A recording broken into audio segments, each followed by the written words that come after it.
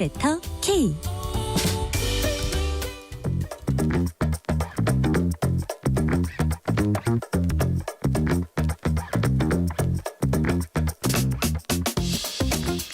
세계는 넓고 이슈는 많다. 국제뉴스 짚어보는 시간. 지금은 글로벌 시대입니다. 미국 대선 오늘로 70일 남았습니다. 민정훈 국립외교원 교수와 함께 미 대선 레이스 어떻게 펼쳐지고 있는지, 미 언론은 어떻게 전망하고 있는지 알아봅니다. 민정훈 교수님 어서 오세요. 예, 안녕하십니까. 자, 미 대선 D-70. 두 달하고 열흘 뒤면 선거 날입니다. 교수님, 이번 미 대선을 한마디로 규정하신다면 이런 선거다. 뭐라고 규정하시겠습니까? 혼돈의 선거죠. 혼돈의 선거다. 네, 그러니까 초유의 사태가 벌어졌기 때문에 저도 미국 대선을 국내외교원 교수로서 계속 이제 미국을 담당했기 때문에 4년마다 이렇게 추적을 해서 보고 있는데 네네. 총기 피격 사건이라는 초유의 사태가 벌어진 것도 처음이었고, 제가 현직 일하면서 그러한 대선 후보가 피격 사건을 당하는 것을 눈으로 직접 볼 줄 몰랐고요. 거기에다가 바이든 대통령이 그 경선에 승리한 이후에 언론과 지지층이었던 그 여론에 밀려가지고 사퇴를 해버렸잖아요. 이게 초유의 사태거든요. 정말 사퇴할까? 이렇게 생각하는 사람들 많았잖아요. 저도 그랬어요. 네네. 그래서 50대 50 처음에는 사퇴하겠어요. 왜냐하면 절차적 정당에서 다 갖고 있는데 사퇴하는 건 저거는 말이 안 되는 건데 이렇게 생각하다가 지금까지 모아놓은 기부금은 어떻게 되지? 뭐 등등. 네, 예. 그래서 저 초유의 사태가 많이 벌어진 그 혼돈의 선거인데요. 그렇지만 이제 해리스 대 트럼프로 구도가 확정된 이후에는 전형적인 미국 대선의 어떤 선거 레이스 모습을 보여주고 있어요. 두 후보가 딱 붙어가지고 치열하게 경쟁하는 이러한 모습을 보여주고 있기 때문에 흥미진진한 어떤 선거판이 된 것 같습니다. 혼돈의 선거다. 그렇지만 이제는 단단한 전형적인 미국 대선 레이스 모습 보여주고 있다 말씀 주셨고요. 자, 각종 여론조사 결과 나오고 있는데 민주당 해리스 후보가 지금 7%포인트 앞선다는 이제 조사도 있고, 뭐 일부에서는 미국 여론조사 못 믿는다는 얘기도 있는데, 그러니까 2016년에 뭐 트럼프 힐러리 그때 이제 얘기도 있지만, 교수님께서는 지금의 미 대선 전반적인 판세 어떻게 보고 계세요? 그 해리스 후보가 트럼프 후보를 7%로 앞선다는 것은 하나의 여론조사고요. 이거는 좀 예외적이다 생각을 하고 있고요. 말씀해 주신 2016년에 저희가 나름 흑역사가 있지 않습니까? 네네. 네, 힐러리 클린턴 후보가 이길 거라고 낙승을 할 거라고 생각했는데 이제 트럼프 후보가 이제 신승을 얻었기 때문에 그 부분에서 여론조사의 신뢰성에 많은 의구심이 생겼고, 그 다음부터 이제 어떤 일이 벌어졌냐면 그러한 문제점을 보완하기 위한 방법으로 평균을 내기 시작했어요. 여론조사. 네. 그래서 저도 이제 그 이후로 평균 낸 그런 걸 좀 계속 보고 있는데 7%는 하나의 여론조사 결과고, 지금 평균을 낸 사이트들을 보면 1.5%에서 한 3.6% 사이 차이로 해리스 후보가 앞서고 있는데, 그 오차 범위 내겠네요. 그렇죠. 오차 범위 내기 때문에 큰 의미는 없습니다. 어쨌든 추세를 본다면 해리스의 바람이 여전히 강하게 불고 있다, 이렇게 말씀드릴 수 있겠고, 그렇지만 6개 경합주 러스트벨트라고 하는 위스콘신, 미시간, 펜실베니아, 선벨트라고 하는 조지아, 애리조나, 네바다를 보면 여전히 트럼프 전 대통령이 한 4개 정도에서는 앞서고 있어요. 네. 그렇기 때문에 그런 걸 보면 정말로 박빙이고, 어쨌든 이 6개의 러스트벨트에서의 표심이 전체 그 선거 결과를 결정짓기 때문에 전국 결과, 여론조사 결과하고 6개 여론조사 결과를 좀 따로 띄어서 보는 게 필요하다, 이렇게 말씀드릴 수 있겠습니다. 그러니까요. 지금 같아서는 뭐 한 70일 남았지만 계속 어떻게 보면 짧은 기간 안에 해리스가 이렇게 부상을 했는데 이게 계속 갈지, 또 뭐 어떤 막판에 또 샤이 트럼프가 선거날 투표장에 몰려들지 지금으로서는 사실 알 수 없는 거잖아요. 그러니까 2016년하고 근데 현 상황에서 좀 보다 좀 자신감을 갖고 말씀드릴 수 있는 거는 2016년에 비해서 2024년에는 샤이 트럼프의 존재는 좀 미약할 것이다. 왜냐하면 2016년에 트럼프 후보가 처음 등장했을 때 보여줬던 극단적인 주장, 그것이 공화당 전통적 지지층으로부터 거리감을 굉장히 크게 가졌었거든요. 근데 8년이 지난 지금을 보면 트럼프 전 대통령의 공화당 장악력, 공화당 지지층에 대한 지지가 굉장히 강해졌습니다. 그렇기 때문에 8년 전에 비교했을 전과 비교했을 때 지금은 공화당 지지층, 트럼프를 지지하는 지지층들이 이제는 적극적으로 표시를 해도 그렇게 정치적 올바름이라든지 도덕적으로 문제가 될 것 같은 이러한 그런 것 때문에 지지를 표명 못한 거잖아요. 네. 그런 부분이 많이 사라졌어요. 그렇기 때문에 샤이 트럼프의 존재가 2016년만큼 어떤 대선 결과에 영향을 미칠 것인가 이 부분에 대해서는 조금 저는 좀 그 영향이 크지 않을 것이다 이렇게 생각하고 있습니다. 어떻게 보면 트럼프 입장에서는 좋은 얘기는 아니네요. 좀 많이 숨어 있다 자기를 이기게 해줘야 그럴 수 되는데 있죠. 지금 나오는 수치가 그대로다. 뭐 더 그대로에 가깝다는 얘기인데 또 이제 반면에 트럼프의 입지가 더 공고해졌다는 말씀도 하셨고 했는데 그럼에도 불구하고 공화당 내에서 부시, 맥케인과 함께 일했던 참모들 중에 이제 트럼프에게 등을 돌리는 사람들이 늘어나고 있다 이런 얘기가 나오고 있거든요. 자, 교수님 보시기에 공화당 안에서의 트럼프로의 결집도 이런 거는 그래도 공고해지는 편입니까? 어떻습니까? 많이 견고해졌죠. 그러니까 이 전형적인 공화당의 주류들, 그러니까 말씀해 주신 조지 더블 부시 대통령이라든지 미트 럼니 전 유타주 상원 의원, 뭐 또 이제 돌아가신 존 맥케인 애리조나 상원 의원 같은 분들은 어떤 그 전통적인 공화당의 인해적 성향을 가진 분이고 그렇기 때문에 트럼프 전 대통령과는 상당히 거리가 있는 분들이고 트럼프 전 대통령에 대해서 굉장히 이렇게 못 믿어했어요. 네. 공화당 후보인가에 대해서도 계속 의구심을 보이셨고 했기 때문에 그러니까 뭐 2020년 선거에서도 이분들은 어떤 그 트럼프 전 대통령을 지지하지 않았기 때문에 뭐 새로운 건 아니고요. 그럼에도 불구하고 공화당 내 상원과 하원에 물론 상원은 하원보다 좀 더하지만 어쨌든 하원을 보면 네. 공화당 그 트럼프에 대한 충성도가 굉장히 높아졌습니다.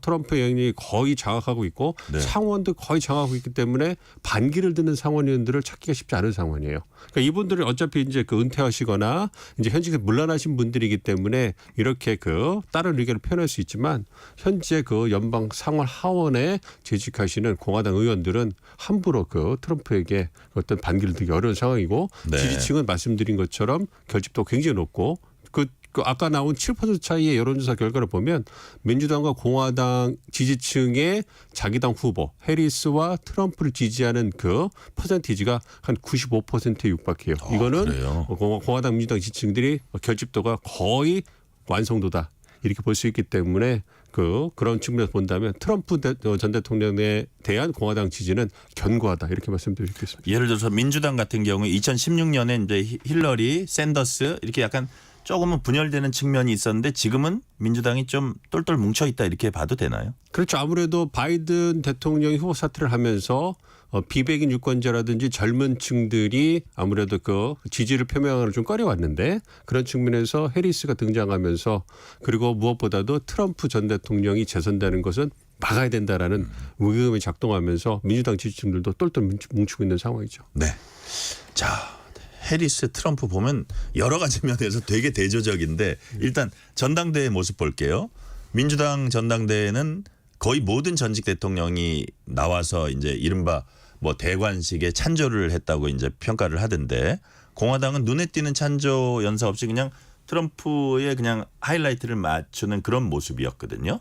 왜 이런 차이가 났을까요? 아무래도 그 트럼프와 해리스의 리더십 차이겠죠. 그러니까 저희가 좀 전에 얘기를 나눴던 것처럼 트럼프 전 대통령에 대해서 공화당 엘리트 정치인들의 반감이 이제 은퇴하시거나 이제 그 현직에 계시지 않는 분들을 중심으로 해서 여전히 존재하잖아요. 그러니까 네. 그분들을 동원하기가 어렵겠죠. 그러니까 현직에 계시거나 트럼프를 지지하는 분들 중심, 특히 가족 중심으로 해서 어떤 충성도라든지 결집도를 강조하기 위해서 어떤 그러한 소수 정예 이런 느낌을 줬다면 민주당 같은 경우에는 그 축제죠. 뭐 또 셀럽들도 많이 참석을 하시고 전현직 대통령이 다 이제 그 천주연설 하면서 네. 두 가지 메시지를 냈어요. 트럼프 전 대통령에 대한 비난을 하고 해리스가 대안이다. 지지에 대한 요거를 공통적으로 냈기 때문에 아무래도 공화당에 비해서는 민주당이 흥행에 더 성공하고 보기에도 훨씬 더 좋았다. 이렇게 말씀드릴 수 있겠습니다. 그런 중에 로버트 F 케네디 주니어가 후보 등록 철회하고 트럼프 전 대통령 지지 공식 선언했습니다.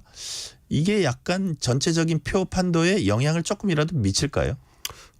아예 영향이 없다고는 생각하지는 않습니다만 크게 네. 영향 못 미칠 거예요. 한 5% 정도의 지지율을 현재 가지고 있었다고 하는데 이게 그 현재 미국 언론 그 보도를 보면 케네디 후보를 지지했던 유권자들 사이에서도 어디에 지지를 표명해야 될지 잘 모르겠다 이런 그 반응이 나오고 있다는 얘기가 들려요. 그러니까 해리스 대 그 민주당 대 공화당 그러니까 케네디 후보를 지지하는 유권자들의 어떤 정당 성향을 봤을 때 민주당이 6, 공화당이 4 혹은 공화당이 6, 민주당이 4 크게 갈리지 않는 상황이거든요. 근데 그분들이 이제 그 케네디 후보가 이제 그 선거 캠페인을 중단하고 네. 이제 그 트럼프 전 대통령 지지를 했으니까 이분들이 몽땅 다 트럼프 전 대통령 지지로 갈 것이다. 이렇게 기대하는 건 어려운 거죠. 기본적인 성향 자체가 있기 때문에 그러면 6대 4 정도로 트럼프한테 6, 해리스한테 4 정도 간다고 생각한다면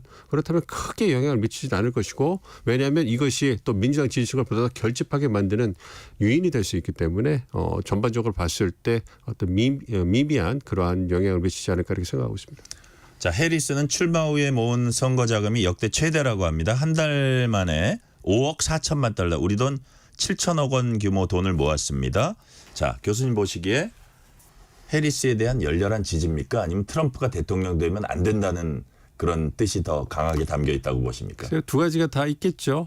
그런데 후자가 더 강하지 않을까요? 그러니까 더블 레이터라고 그래서 바이든과 트럼프가 있을 때 둘 다 싫다고 그랬으니까 네. 그럼에도 불구하고 어쨌든 선거 때는 만약 바이든 대 트럼프로 갔으면 둘 중에 한 명을 찍어야 되겠죠. 왜냐하면 보다 더 싫은 사람이 당선되는 건 막아야 되니까 그런 민주당 지지층에서 그런 그 생각이 강했는데 바이든 대통령 후보 사퇴를 하니까 보다 더 열광적으로 트럼프 전 대통령 지지를 막을 공간이 생겼고 그리고 바이든보다는 해리스가 어떻게 보면 희망이나 미래의 아이콘으로 작용할 수 있으니까 지지할 수 있는 그런 여력이 생긴 거죠. 그렇기 때문에 그런 부분에서 특히 주목해 볼 만한 것은 말씀해 주시면 7천억이 넘는 선거 자금 중에서 어떤 신규로 이제 선거 자금을 기부한 분들 그리고 여성의 비율이 굉장히 높아졌다는 거 아니에요? 그런 측면은 민주당 쪽에서 굉장히 고무적인 거죠. 네. 왜냐하면 그 기존에 민주당 후보 지지를 표명하기를 꺼렸던 분들이 적극적으로 나서고 있는 거니까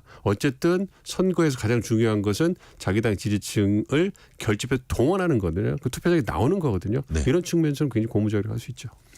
해리스, 트럼프 두 후보 수락 연설도 극과 극이었다 이런 평가받고 있습니다. 성향도 비전도 완전히 달랐다고 하는데 교수님 보시기엔 어떤 부분이 가장 눈에 띄었습니까? 그러니까 해리스 후보의 그 수락 연설은 두 가지 측면에서 정리가 가능했을 것 같아요. 네네. 첫 번째는 해리스가 누군가를 미국 유권자들에게 알리는 거였어요. 어떠한 성장 배경을 갖고 있고 어떠한 특성을 갖고 있고 어떠한 장점을 갖고 있는가 이 부분에서 인간 해리스를 알리는 부분.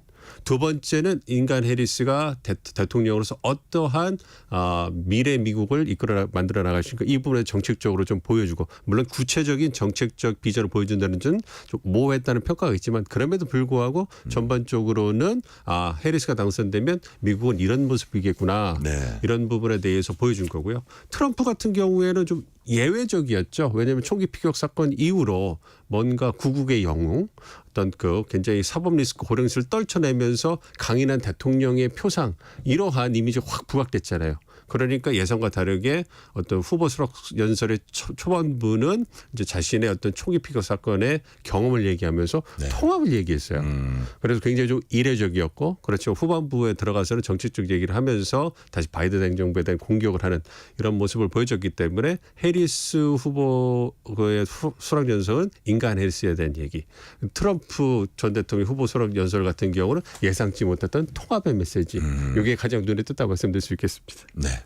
8년 전에 힐러리 클린턴이 되게 앞선다는 조사가 나오다 막판에 이제 결국 근소한 차로 도널드 트럼프가 이겼는데 결과적으로 지고 나니까 여성이니까 또 안 되나 뭐 이런 얘기도 나왔습니다.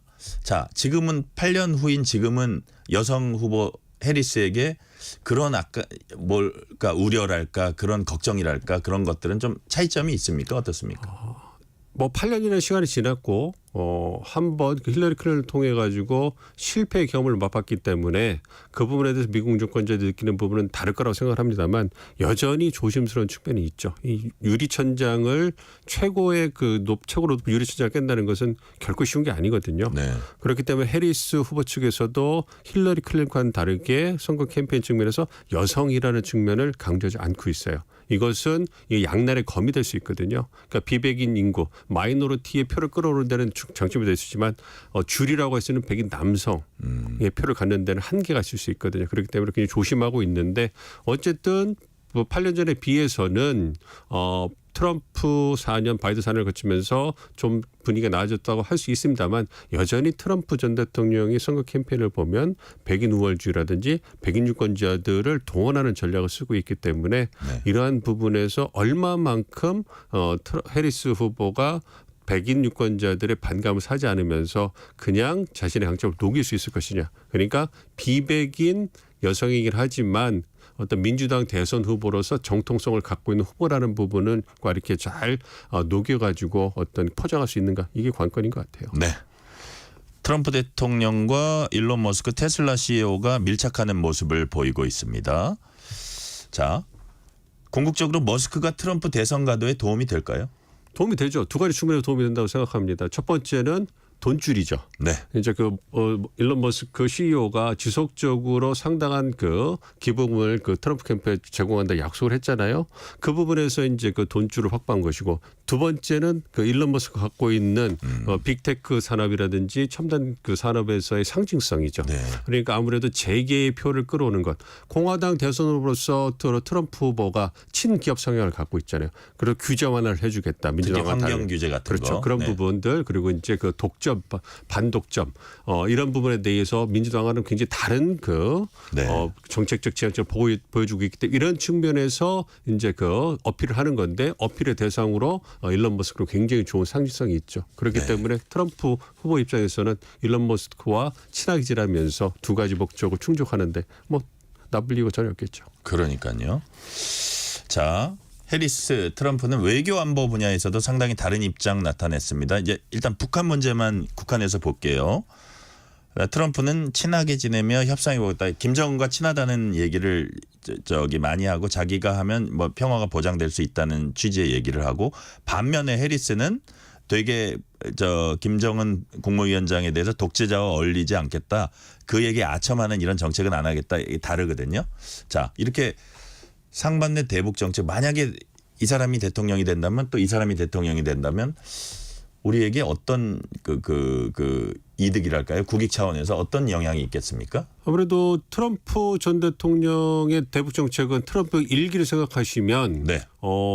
연속 순서가 있다고 생각하고 해리스 행정부가 출범할 경우에는 바이든 행정부의 대북 정책이 연속 순서가 있다고 보시면 가장 적절할 것 같거든요. 그러니까 외교안보 정책이라는 것은 어떤 선거 캠페인 측면에서 그렇게 변화를 추구하거나 뭔가 급격한 어떤 개혁이라든가 이런 걸 시도하는 건 아니거든. 안정적이어야 되거든요. 그렇기 때문에 해리스 후보가 당선되면 전략적 인내 3.0 정도 하면서 대북 확장 억제에 강조하면서 또 원칙적인 입장을 고수할 거기 때문에 북미 관계는 북한의 선제적인 어떤 비핵화에 대해서 입장 표명을 하지 않는 한 지속적으로 교착 상태가 지속되지 않을까 생각하고 있고요. 그래서 미국과 한미일이 어떤 대북 확장 억제를 강화하면서 어떤 굉장히 한반도 안보 상황이 지금처럼 굉장히 엄중하게 갈 것 같다 이렇게 생각이 들고 반면에 트럼프 전 대통령 같은 경우에는 김정은 위원장을 만난다고 얘기를 하잖아요. 네. 그렇기 때문에 비핵화에 있어서 얼마만큼 의미 있는 진전이 있을까 요거는 별개를 하더라도 일단은 정상회의를 통해 가지고 북한 문제를 관리할 거기 때문에 북미 관계는 일단 교착 상태를 벗어나겠죠. 그러니까 그 과정에서 한국이 어떠한 포지셔닝을 해가지고 우리의 이해관계를 담보하느냐 요거는 과제가 될 겁니다. 배영수 님이 교수님 우리나라 입장에서 여러 상황 따져봤을 때 둘 중에 누가 당선되는 게 그나마 조금이라도 나을까요? 조금 상대적이죠. 그렇죠. 아무래도 누가 당선되든지 간에 한미 관계는 변함이 없을 거예요. 왜냐하면 한국이나 미국이나 양국을 중요시하는 전략적 이익은 크게 변함이 없고 그렇기 때문에 지속적으로 관계는 강화될 건데 방법론 측면에서 좀 차이가 있을 수 있겠죠. 그리고 동맹을 중시하는 해리스 행정부냐 거래 준수형 동맹관을 갖고 있는 트럼프 행정부냐 이런 차이가 있으니까 방법론 차이가 있는 거고요. 북미 관계를 말씀드렸으니까 좀 차이가 있더라도 그 부분은 우리가 대처하는 거에 있어가지고 어떤 그 방법론 차이가 있을 거라고 생각합니다. 그래서 어쨌든 누가 되더라도 뭐 저희가 통제할 수 있는 부분이 아니기 때문에 그래서 거기에 잘 맞춰서 대응하는 게 중요하다 생각하고 있습니다. 그렇습니다. 오늘은 여기까지 말씀 듣겠습니다. 지금까지 민정훈 국립외교원 교수였습니다. 교수님 말씀 감사합니다. 예, 감사합니다. 오늘 뉴스레터 K는 여기까지입니다. 8월 막바지에 접어들면서